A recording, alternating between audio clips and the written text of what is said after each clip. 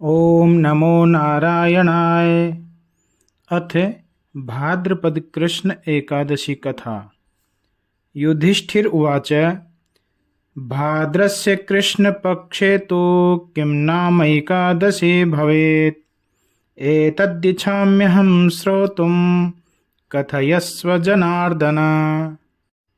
महाराज युधिष्ठिर बोले, हे माधव, भाद्रपद कृष्ण पक्ष के एकादशी का क्या नाम है? मैं सुनना चाहता हूँ, आप वर्णन कीजिए। श्री कृष्ण महाराज बोले, हे राजन, मैं विस्तार से कहता हूँ, आप ध्यान देकर के सुनो। उस विख्यात एकादशी का नाम अजिता अथवा अजा, जो सब पापों का नाश करती है।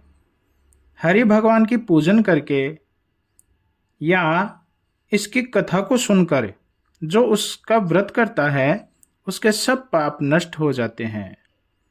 मैं तुमसे कहता हूँ, इससे बढ़कर इस जन्म और पर जन्म के हित करने के लिए और दूसरी कोई एकादशी नहीं है।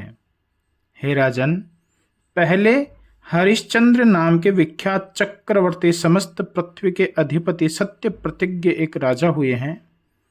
किसी कर्म के फल से उनका राज्य भ्रष्ट होकर के अपने स्त्री पुत्र का तथा अपने आप का उन्होंने विक्रय कर डाला।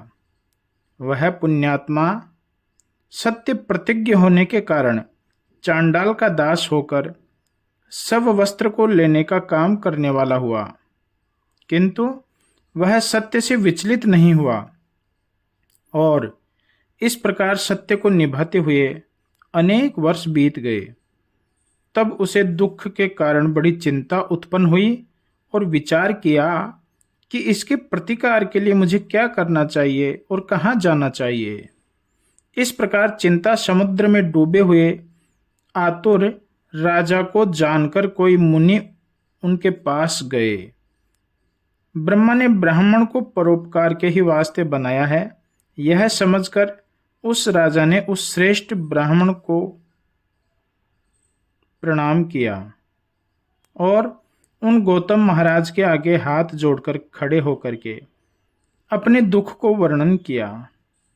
गौतम ने बड़े आश्चर्य से राजा के इन वचनों को सुनकर और व्रत का उपदेश किया। हे राजन, भाद्रपद महीने की कृष्ण पक्ष के पुण्य फल के देने वाली अजिता एकादशी बड़ी विख्यात है। आप उसका व्रत करें तो आपके पापों का नाश होगा और अपने भाग्य से ही यह आज से 7वें दिन आने वाली है। इसमें आपका बड़ा सौभाग्य है। उपवास करके रात में जागरण करना, इस प्रकार इसका व्रत करने से तुम्हारे सब पापों का नाश हो जाएगा।